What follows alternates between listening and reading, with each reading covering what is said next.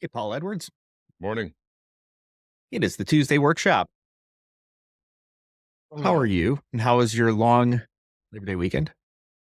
It was great. If I look a little bit red-eyed this morning, I actually did I woke up in the middle of the night and could not get back to sleep, and so I've slept 2 hours this morning from about 5:30 until 7:30. So Really? yeah, Wow. Is yeah. that something that needs to be discussed on the workshop or I just don't a think note? so. I was sleeping fine. I just had a very vivid dream that Mm. set my brain on my brain. I wake up from that, and my brain thinks, "Oh, it's time to get up and start processing and think about things." And I'm like, "No, it's not." And my brain doesn't listen. So, Ah, yes, the brain. hmm Well, that might be the interesting disconnect between the spirit and the brain. The spirit is willing and the flesh is weak. could well be, could well be. I have had a lot of interesting reflections over the weekend. Uh, I've actually, for some reason, I had stopped journaling for a bit. And if we're joined today by our friend Jerry, maybe we'll dig into that and the power of it, because I know that was a huge thing for him. But I had, about around probably maybe a little bit over a year ago, maybe just a year ago, I had been carried my journal habit with me from Washington State to Arizona when we moved. And then round about a couple months, maybe a month or so after we got here, I think, maybe a little bit more, I started sort of drying up on having things to say. Like, there didn't feel like there was any need to empty my soul onto the page. And that wasn't it wasn't for lack of things going on or things that, you know, maybe were worth recording. I just didn't feel like I had the energy to do it. Hmm. And, and I didn't feel the need. I didn't feel like a lot of times when I do it, it's because there's ample amount of stuff on my mind, and I really don't know what to do with it half the time. But I do know that if I sit down and spill it out on the pages of a journal, eventually one of two things will happen. Either it'll start to make sense, or I'll discover that it didn't make sense, and therefore it was worth putting on paper so I could get it out of my system. Mm. So maybe that's a good place to start for me. But of course, you may have something different that you want to talk about. The topic that was on my mind is the pivot, which I think is related because I think pivots that are times of transition. And in times of transition, um, like the old adage, when there's a fork in the road, take it. Hmm. But that's the joke. But when there's a fork in the road, which direction do you go? And a lot of times there's the introspection that has to happen at that time. Yep. And I too, I said when you talked about this idea of journaling, and there's sometimes when you don't feel like you need to journal, don't need to press in. Um, I've experienced those times too, and then I kind of know, and what's connected with me is I kind of know those times when I feel like, oh man, I really got to process this stuff through. Mm. Whether it's to pivot, or whether it's a transition, or whether it's just thinking. For me, there was recently a topic that came up in my mind where I really felt I needed to almost write an essay for myself Mm. to really assess what where I was at in my life, what I was thinking about this particular topic, and dig so deeply into it that I could come up with almost like a treatise on, this is this is what I really think, and here's why I think this. Not that it might not change, a decade from now, but this is how I'm going to operate in this area Yeah. and settle the matter. And it Mm. was just one of those things where it was so fundamental. I felt like it needed to be settled to be able to release me into freedom to make decisions based on this topic. Uh, and I don't want to get into the topic because it'll be massive tangent. But I think that uh, for folks who don't journal, don't many times either ignorantly just continue on, Mm-hmm. sort of in a nonsensical manner, or manner, not manner. Did I say manner? I think it's matter. In a nonsensical manner, or become stuck because the decision is never made. The water is never cleared. It's never filtered Yeah. out. And I think that journaling for me, maybe for you, uh, whether it's a sleepless night, which I've had those countless numbers of times in my life, um, it is filtering. It's a filtering process. All of this stuff comes in, and then it gets clarified, and um, out comes something that's usable. And in the middle of it, we can just like, okay, the journal holds all of the stuff that was part of the filtering process to clear out the mind or the spirit. That's that's how I see it. Well, and I think the other thing, this was unique to this particular entry and the last couple of entries I've been putting in the last few days. Hmm. But part of what it's, again, it's a tangent of a topic for me too, but part of what has been gnawing at me in a healthy way is reassessing. Now this gets into, obviously we don't go off on the philosophical tangent. We never would on this show, but we're going to go ahead and do it anyway. um, what is this is, the question is, what is real? Hmm. And when I say what is real, I don't mean only what you can see, touch, taste, smell, or hear. I'm thinking now in terms of I don't know if we talked about this last week or we've talked about it in between. Maybe we talked about it with Jerry, but we said, I was throwing out the idea that our lives and everything about life on this earth is a reflection of the kingdom. And traditionally, we've been taught to look at it the other way around. Heaven is a reflection of life here on earth. When in fact, what we should be doing is saying, no, or life on earth is a reflection of what it is in heaven. Hence, we can only use 10% of our brain power. But when we're in eternity, different story. I think, I reckon we get to use a lot more of our brain power at that point. And so I'm dealing with this. I'm using the metaphor of the mirror and how, you know, my reflection in the mirror, yes, it is me. It is an expression of me, and it can do a lot of the things that I do as long as I'm standing in front of it, but it doesn't have a life of its own. And I can go into that more, but the point I was making in reference to journaling here is simply that journaling is very helpful to me to peel apart what is real versus what is an expression or a reflection or a shadow of what is real. And I think that's an important ability to develop, but certainly for me, because like I can think back to times in my life where what I've been upset or stressed or demoralized or whatever about, and I've said to myself, "This is real. This is," and it turned out I can see now in hindsight it wasn't. But it would have really been helpful to be at the time to be able to see what was real and what was a shadow. And with the thoughts that have been circling in my mind over this weekend and the last week and the past couple of days, I've been able to say, okay, this time around, I have a much better tool belt for picking apart and figuring out what is real and what isn't. And I think journaling can take you a long way in that because all you got to do is read what you wrote, and you'll immediately start saying that's nonsense. I don't know why I said that. I'm not saying bottle it up. Definitely get it out there, but then examine it, right? And look at it and say, yeah, no, that's nonsense. I don't know what I'm thinking there.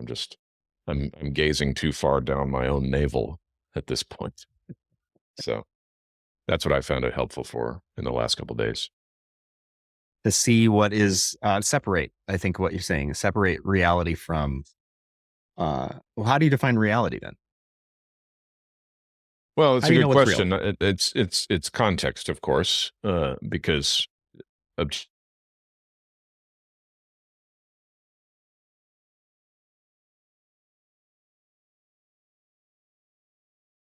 hat on right now. All of that is real.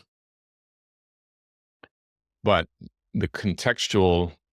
Before you go on, you broke up there for just a second. Oh, You said start that part again, because sure. it totally froze. So how do you know what's real?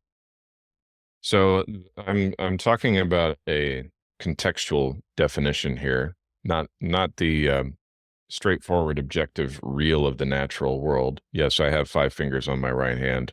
I have 2 ears, a nose, 2 eyes, a mouth. 2 arms, 2 legs. That's all real. I'm talking about that mirror metaphor. What is more real than even what is real? And this, I might start to sound like a certain presidential candidate if I'm not careful here. Yeah, clarify. The passage of Um, time. yeah, I know. Don't get What me was started. there was one recently, and I'm sort of picking on the human race in general, in our ability to say things that are not, they're useless, like Yeah. deadlines. I think the recent comment was something about dead, and I'm talking about deadlines in relation to time. It's like, is there a different is there a different deadline? I think you don't know what you're saying. Mm, yeah.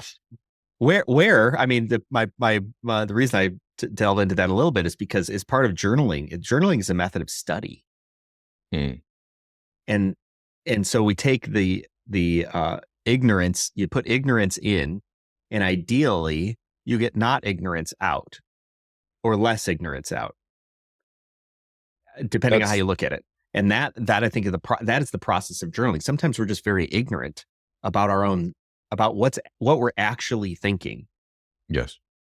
And so we have to go through that process of study, which is, I Right. think, what you're talking about, like assessing, what am I saying? What am I really thinking, Mm, to figure out what doesn't belong? It's just, it's just it's the compression of a video. It's like, it's all pixelated. Well, that doesn't mean that's actually what happened. And that's what I'm yeah. actually thinking. It's just like, it became pixelated because of the transmission mechanism, or because of all of the other stuff that was happening in my life at the time, or, the stresses. Separate all of the kind of separate the oil and the water, and separate Hmm. its component parts to figure out what really am I thinking. Is that kind of where you're headed?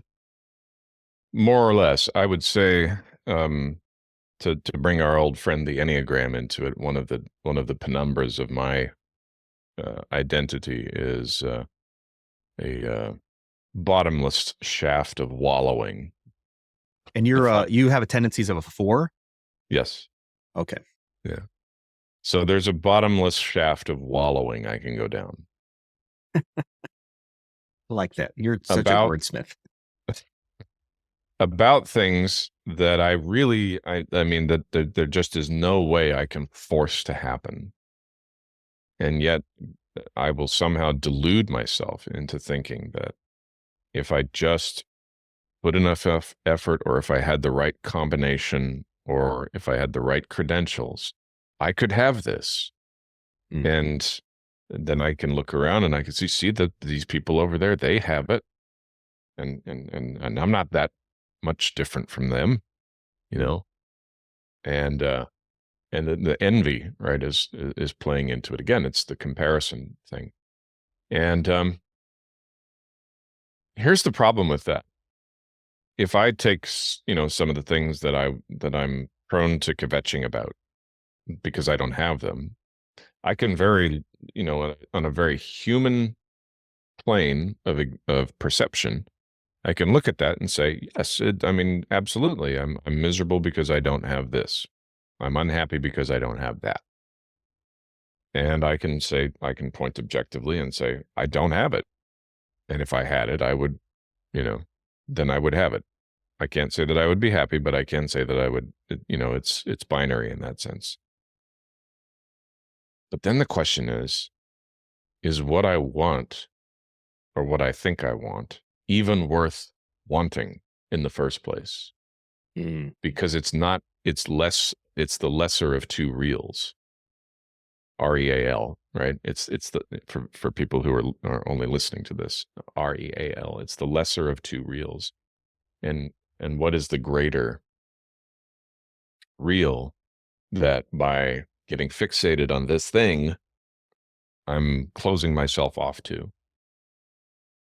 And journaling is helpful for me with that, because once I get it out on the paper and I say, you know, it, I follow a crumb trail. It's not like I instantly recognize, oh, this is the less weightier of the matters. It's, I say to myself, I know, but yeah, I know that feels very real, but I've been here before. I've been at this dead end before. I know objectively there's nothing I can do, not in the moment anyway, to shift this. So am I going to wallow here again? Or am I actually going to say, no, I choose not to focus on this anymore. But then I need to know why I choose not to focus on it anymore. And this whole thing of the scales of real, right? What is actually real in light of eternity versus what is real here on earth. That's where having that definition, having that corrected vision of life on earth actually being the lesser of the two, has been really helpful, because then I'm like, okay, well, I can't imagine what it's like to live in eternity just yet. However, I do know that I'm living in the reflection of it, in the shadow of it. I'm not living in the real light, and therefore, I mustn't close myself off to that. That's the very opposite of growth and maturity, particularly for a biblical entrepreneur. I think this is very similar to when you talk about what is real. I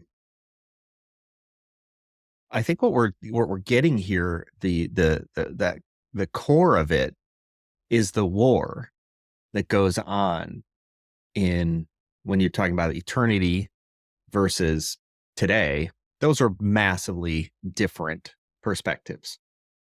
And I like today I was reading a news article about Elon Musk, and it's actually sitting there on LinkedIn. It's I don't know if everybody sees the top news, but the news article was the troubles keep piling up at X.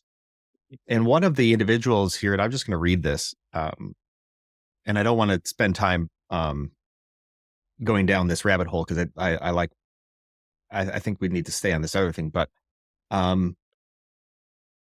let's see here. The argument was by an individual that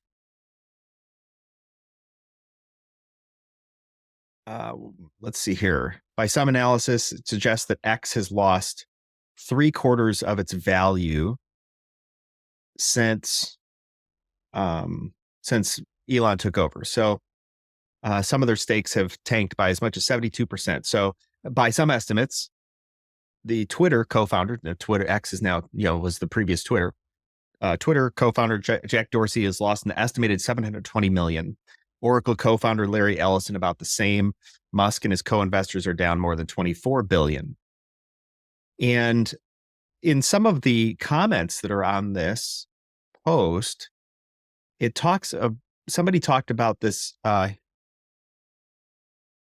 Talked about the idea that it's basically it's just a terrible, terrible thing that has happened because kind of like, what did he say? Something like no,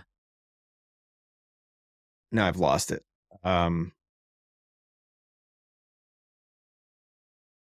There we go. Okay, so here's what this other individual says. It's not rocket science. Twitter was never a huge network on the scale of other major networks, but it was highly influential because journalists and politicians used it. To have such an asset. All right. Have such an asset. All right. And then to make it fail largely by removing content moderation and therefore dramatically increasing levels of online hate is a catastrophe. A business school case study in how not to run a business. All right. Now, here's why I think this layers on what we're talking about here. Okay. Elon Musk, in a different interview, when he was grilled on how, Twitter had lost value, he's like, you think this is about money for me? You think this is about the asset? No, no, no. This is about free speech. Yeah. The money, whether you have 40 billion or you have 20 billion, how many billions does a person need? Yeah. In the real world, like this physical world, how many billions do you need? You can do anything you want with 20 billion. You can do anything you want with 40 billion. And that 20 billion that is lost is fake. It's made up money because it's not realized until somebody does Until you something sell about it. Yeah. So it's funny money anyhow. Mm-hmm. And the long-term nature of an investment, let's say the long-term nature of content moderation and supposedly online hate. And this is where I love people who like, this person's an analyst, a ghostwriter, technology analyst, ghostwriter, a writer, the host of something else. And that's great. But the logical trouble with saying increasing levels of online hate, how do you even measure that? Yeah. It's not measurable. So we're speaking it as a truth, which is not measurable. So even there, in a basic, like, that's not real. You just inserted something, two realities that don't even matter.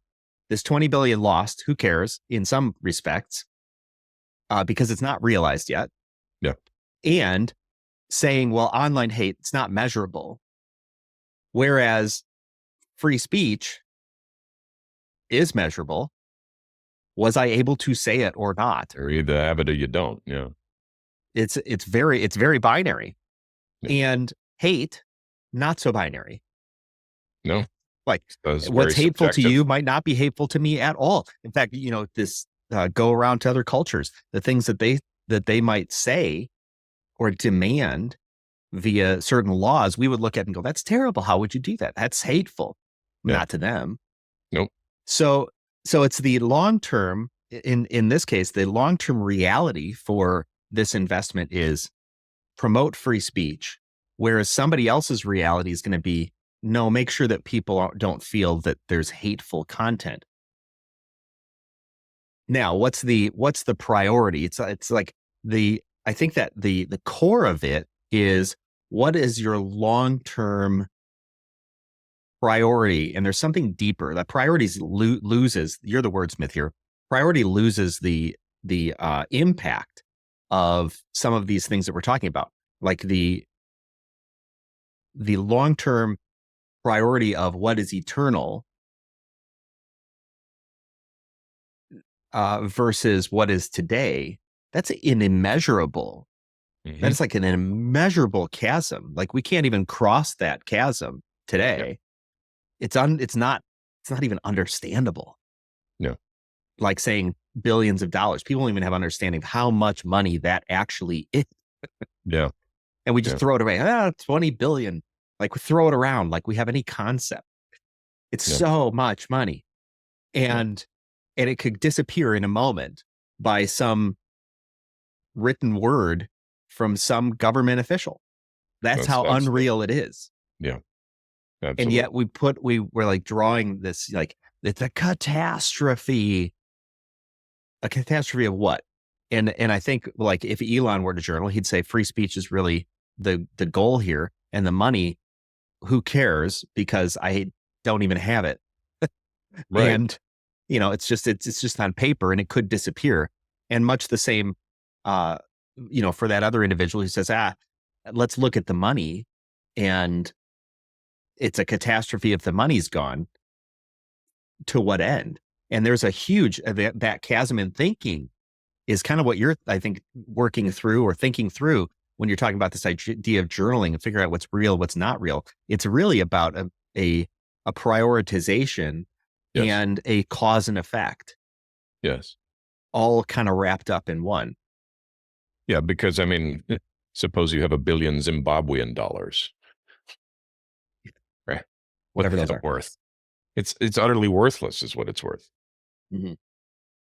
You know, and to that extent, right? Even the U.S. dollar, you could say, well, the U.S. dollar is only worth what it's worth because of the residual degree of trust between our citizens towards each other and towards our government.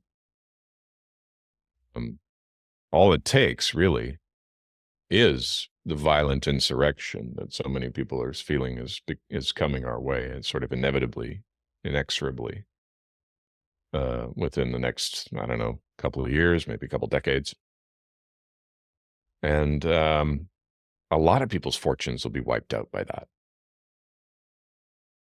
Um, and it's my money, my money. It wasn't there. It wasn't there because money is not a real thing. It's a symbol of a thing. And that thing that it symbolizes is the degree of trust and affection we feel towards each other as a society. When a dollar or a pound sterling or whatever is really strong, it's because that nation's citizens have great faith and trust in one another. Trust in the quality of their products and services, trust in the fidelity and the system of justice, trust in the ability of the nation to defend itself, et cetera, et cetera.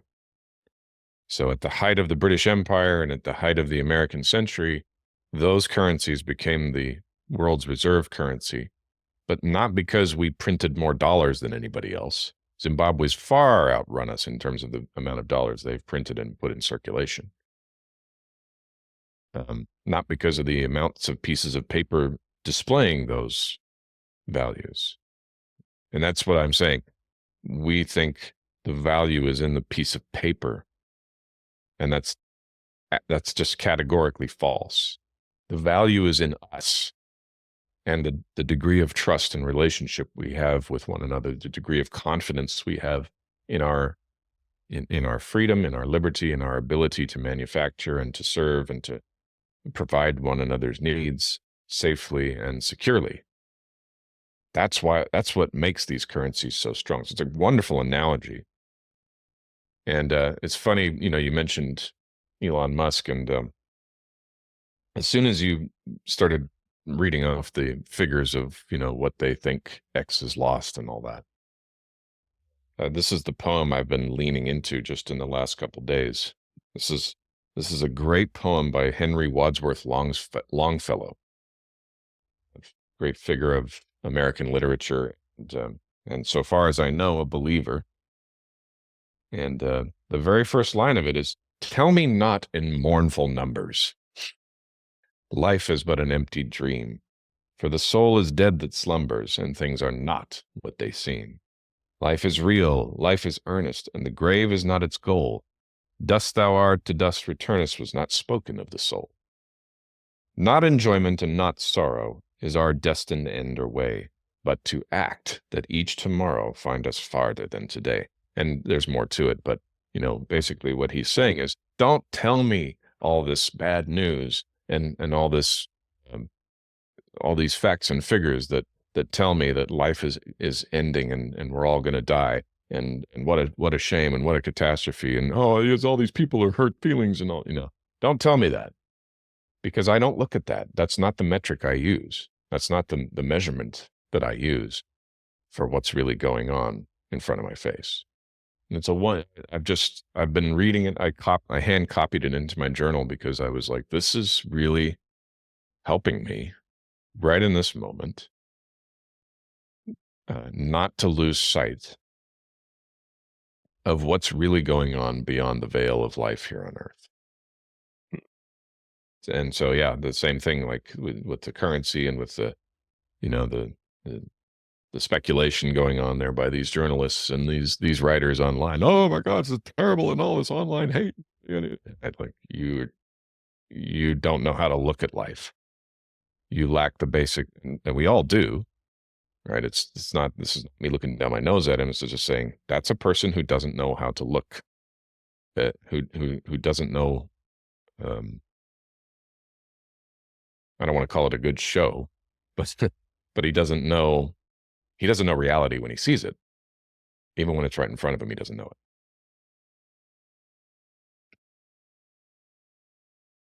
Yeah, this topic is deeper, I think, than most people will give it credit, um, because it bleeds over into all parts of our lives, really. Mm-hmm.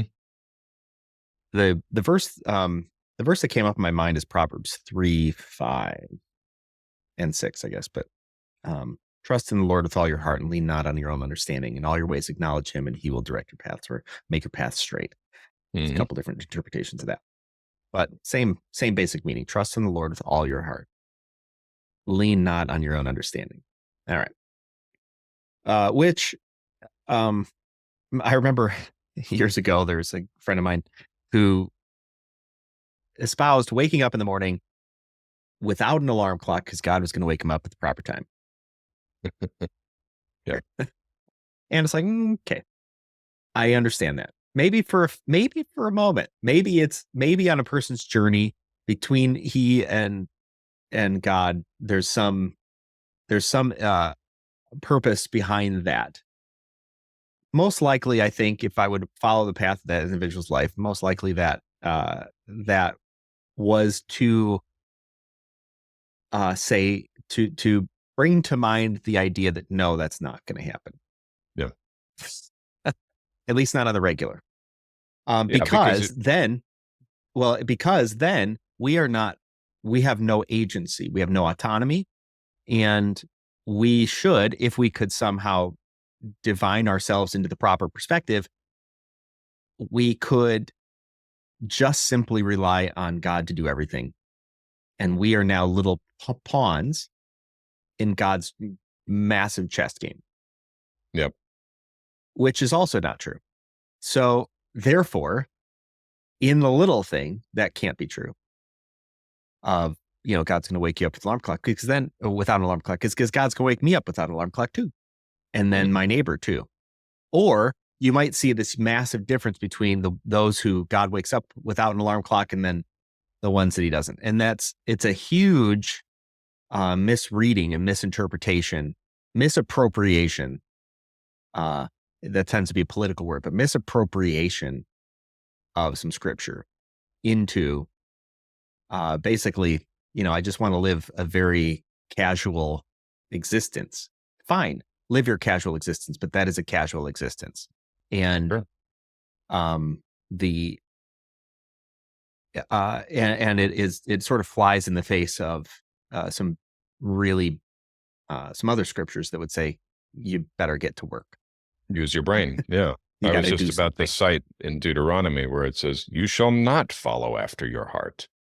Right. Exactly. Now he says, "Trust in the Lord with all your heart and don't use your brain."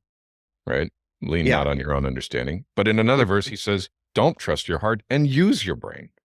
Right. So the idea is that we are at war in our existence, Mhm. and we're called to mature in our understanding, which implies an immature understanding of something at any given moment. Yep. Which, how would we mature except that we study? In some ways, we can accelerate our maturation process by study. It's Yep. why people go to school. Not that you couldn't learn all of these things in a lifetime, but why wouldn't you learn them in 4 years if you could? Do it.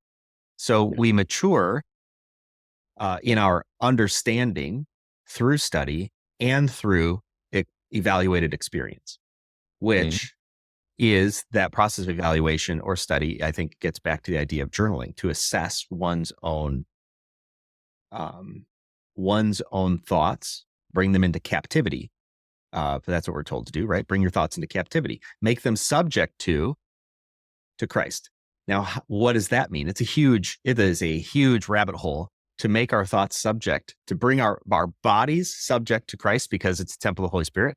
And then make our thoughts subject to Christ because our thoughts are contrary to God's thoughts. It's Mhm. not like, well, you're kind of sort of in line. No, you're not.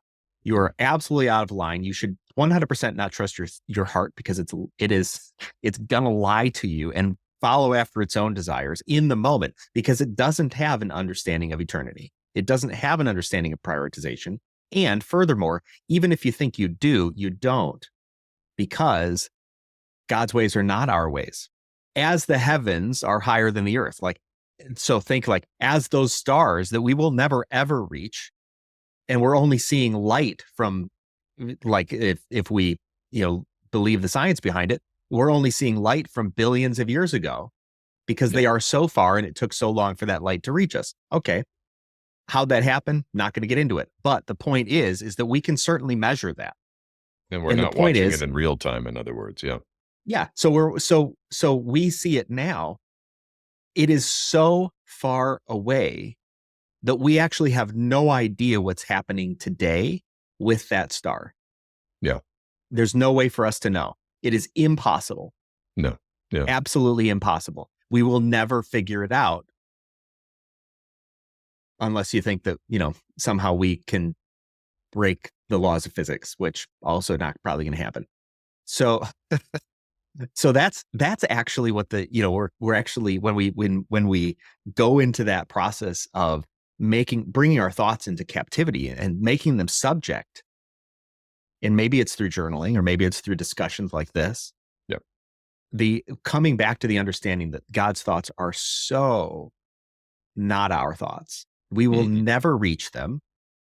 We can only see glimpses of it, and through the Holy Spirit, we can take action on it. Without the Holy Spirit, we can't take action. And that, I think, in the, sort of the end of my thought here, to bring our thoughts into captivity, or to hear, mm, to bring our thoughts into captivity and make ourselves subject to Christ, one takes action.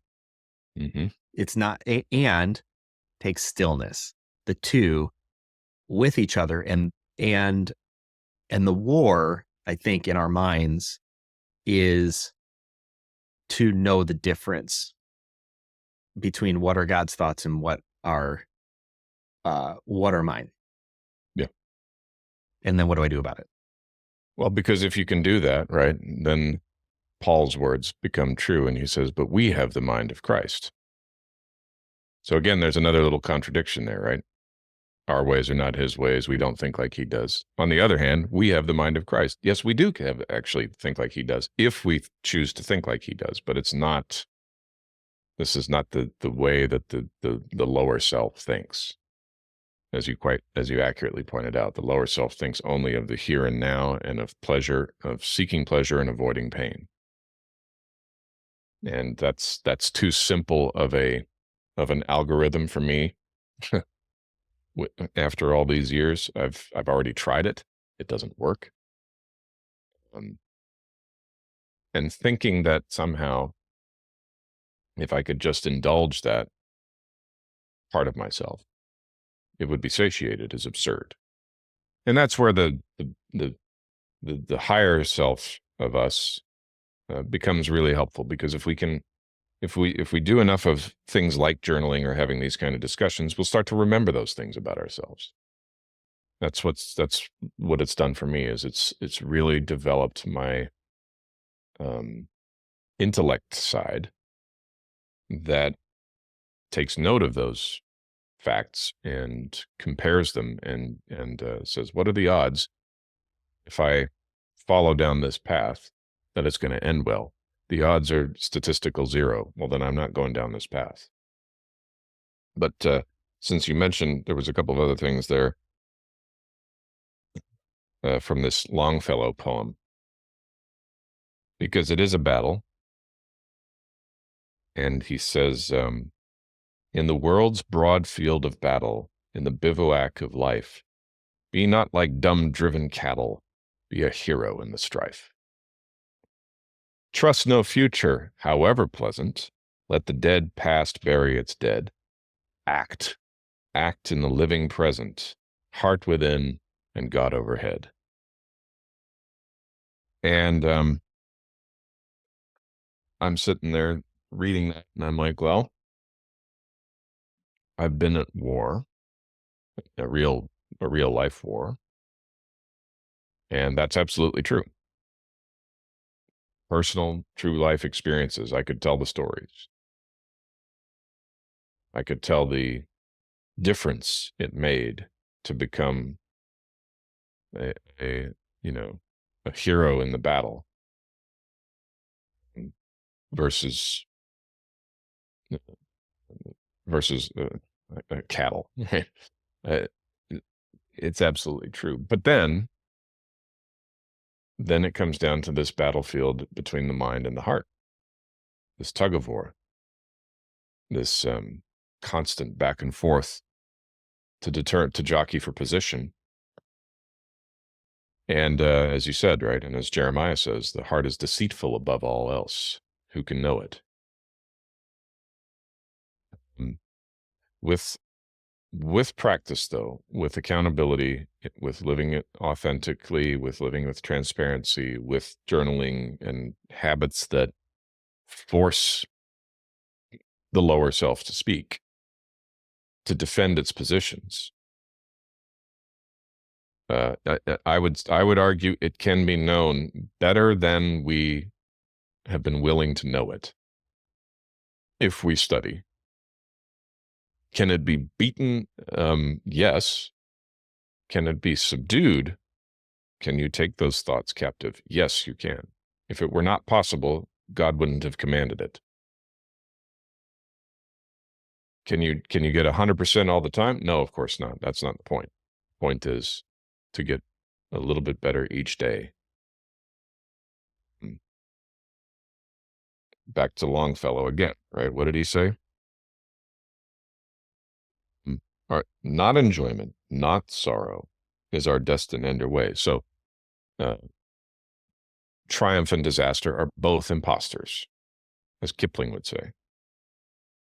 So we're not here to arrange for a nice little life, nor are we here to wallow in misery until we die. We're here to act so that each tomorrow gets a little bit better, a little bit farther, a little bit wiser, a little bit more advanced than today. And the more you do that, the more you study your lower self, the less he or she can trip you up and surprise you and cause you to veer off course, to not do the right thing, to compromise. So I'm encouraged by that. Obviously there are things going on. I'm not saying that life on earth is false. I'm not saying that there aren't consequences for our actions here. There aren't It's outcomes not that unreal. It correct. is Right. very real. It is very real. It's just not as real as the life that it reflects. Yeah. You began this conversation talking about how you're an Enneagram. You're familiar with the Enneagram, and you have the tendencies of an Enneagram 4. And I've changed my terminology when I talk about the Enneagram or Mhm. personality traits in general, because I think sometimes we speak of those things as truth, and they are not. They are they're simply tendencies, Yes. and those tendencies change circumstantially, which is why um, it's it's kind of like a car. Why is it not running well? Could be too much air, could be too much fuel, could be this, could be that sensor, could be these other things. And even when the computer's like, hey, it's an emissions issue, it's not an emissions issue. There's something else. And it just thinks it's an emissions issue because that one sensor went off. Yep. And how many times does that happen in our lives? Oh my gosh, I reacted to this other thing, but it has nothing to do with that. It's referred pain. Our bodies do it. Oh, Yep. my wrist hurts. No. Actually, the problem's in your elbow. Yeah. But Yeah. because it's attached by way of these ligaments and tendons and muscles and bones, you feel it in your wrist simply because of the issue that's happening circumstantially. Mhm. Now, we wouldn't know that unless we studied it. And so, you talk about this idea of Enneagram. You have a tendencies of Enneagram 4, which doesn't mean that that's even stagnant or fixed. It's not stagnant. Right. Fixed. It's not a fixed thing. And I love what you talk about. We have to be studies. I believe there's value in studying ourselves. Now, I think there's also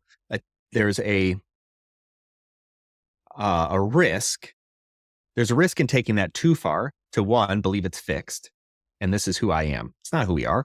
It's just a tendency. And to believe that is because it is fixed, because this is who I am, to believe that I don't need to assess that. Now, it's been really helpful for me to know my tendencies in how I show up to certain spaces in relationship, perhaps.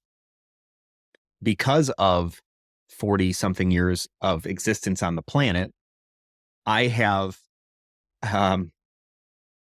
experiences that tend to give me referred pain in the present.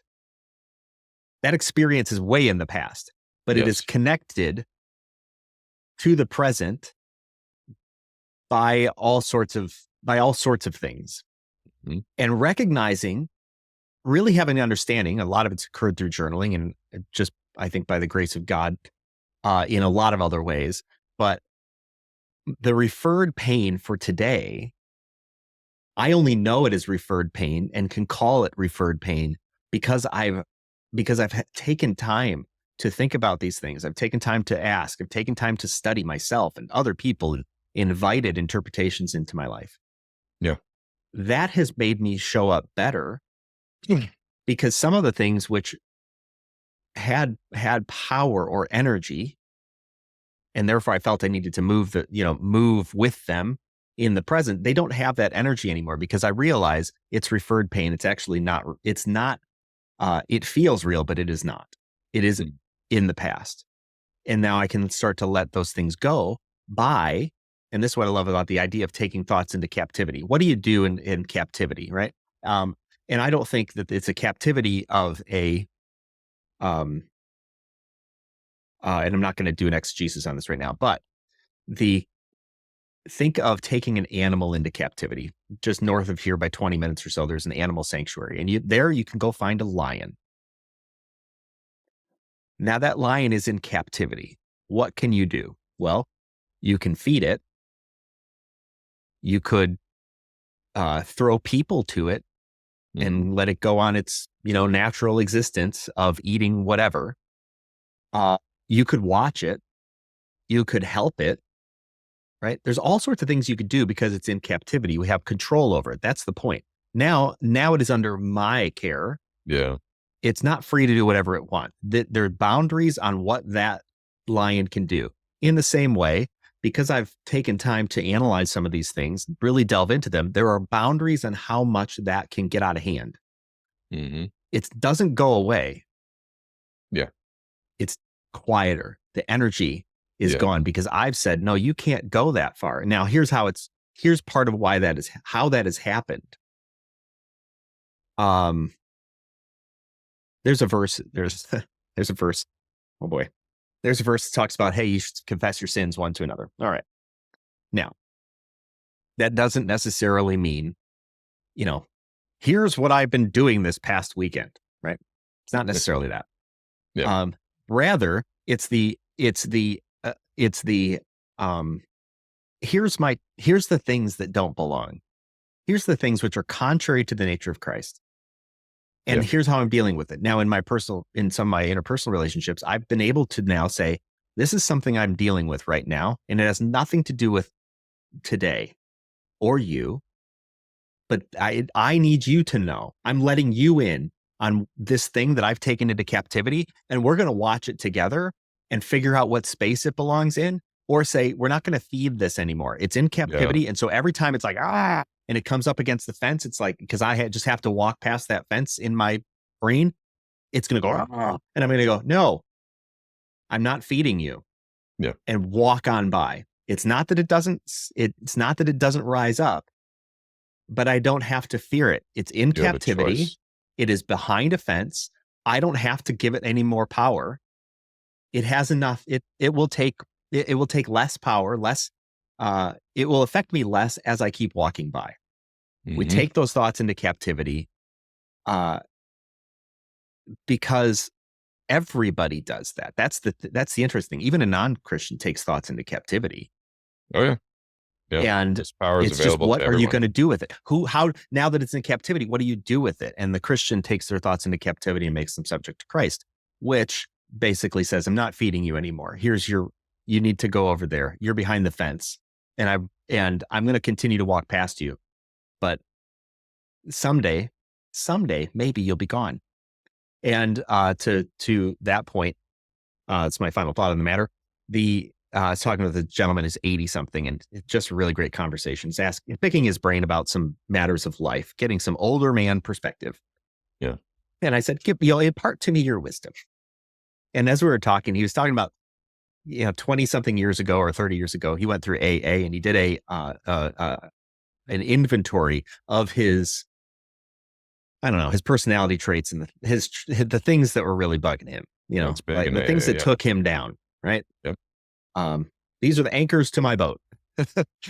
And he said he did that not all that long ago, and he said they were still there.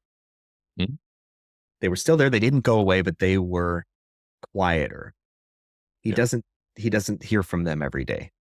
Those thoughts they don't have the energy they once had. He says, and it's taken those 20 something years or 30 years for that to diminish. He said, so, some of these things don't go away. And I think there's a certain grace in that we're given the gentle reminders that for us who follow Christ, it helps us see, I think, it helps us with our dependence. It helps us realize, helps us realize our dependence on Christ. Mm-hmm. That it's not just a command of do not lean on your own understanding. It's just a reality. It's like, you can't lean on your own understanding. Yeah. Like, who do you think you are? Back to my old, I sometimes say it, like, you can't even put on the same socks sometimes in the morning. Like, what? Like, Yeah. you think that you can figure this out? Relax. You're not that I smart. lose this bottle. You can't see it if you're listening. I lose this bottle every day of my life. It's a running joke around my household. I walk around and I talk in a chump voice, and I say, I can't find my sports bottle. Right. Because Yeah. I've left it somewhere again, and I don't remember where. And I think if we heard that spirit that you just mentioned in just about everything you read in the Bible, that's a command, right? It's not, don't do this, you dummy. It's, if you do this, there will be consequences, and you don't want to find out what they are, so don't do it. It's not proscriptive, it's descriptive. It's like telling somebody, if you jump off a building, you can do that, but you aren't going to like what happens when it's over.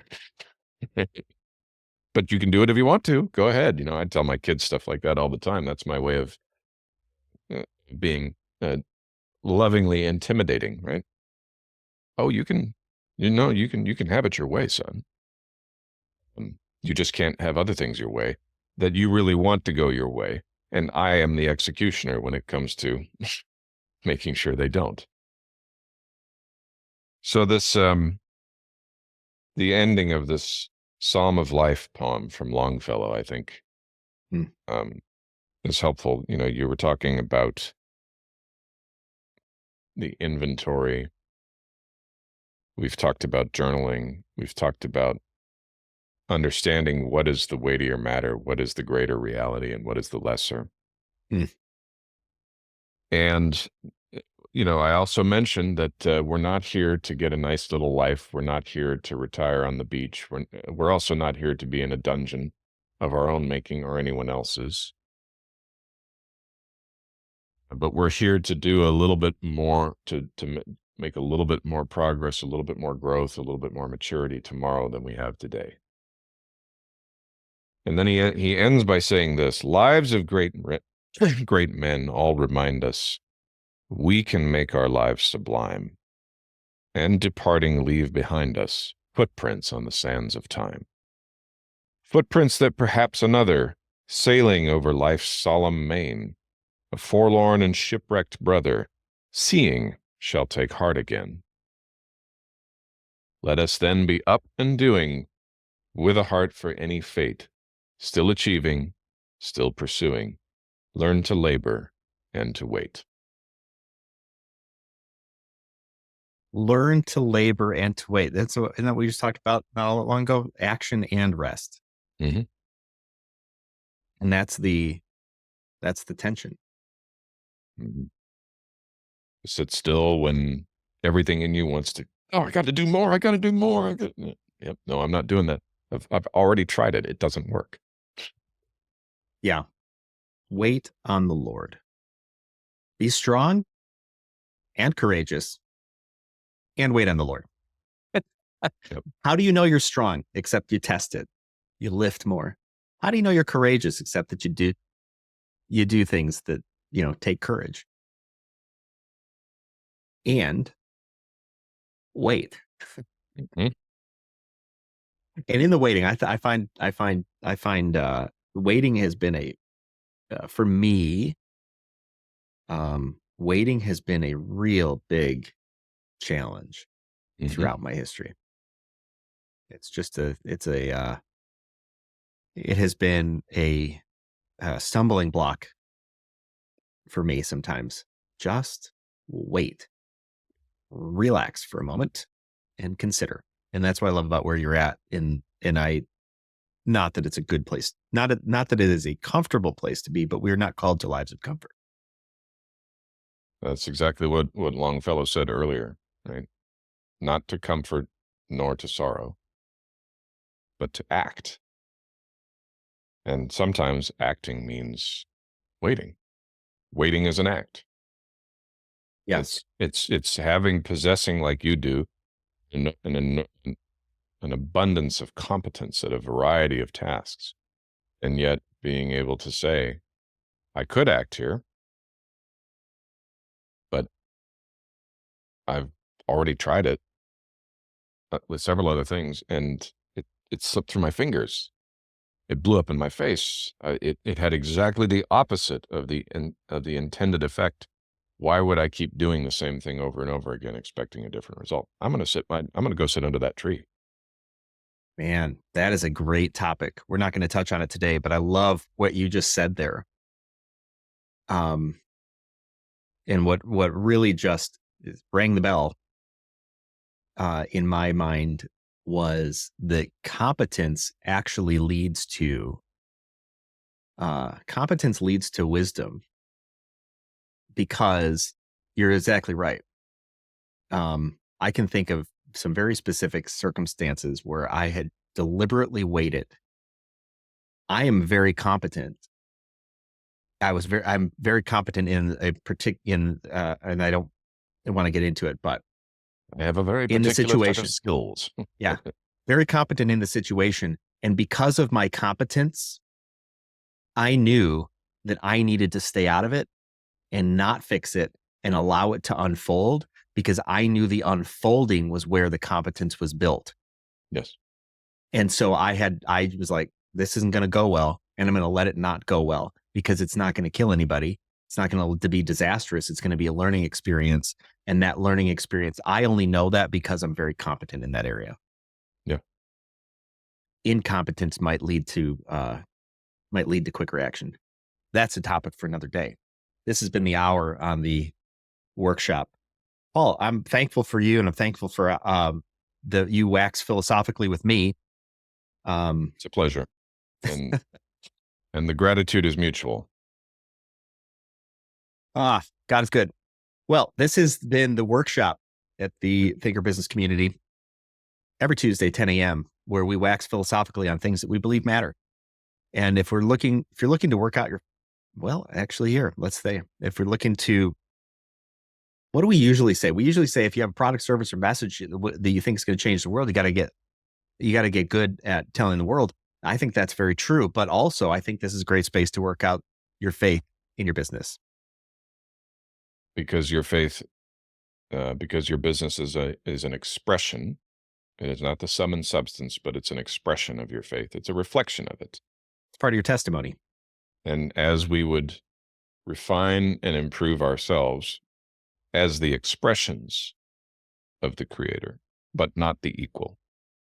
So your business would be refined and improved by you, working through these issues of your faith and your relationships and all of that, and then bringing that to bear on your business. This was rich. Amen. Let it be so. All right. We'll see you next Tuesday. Join us every Tuesday, 10 a.m.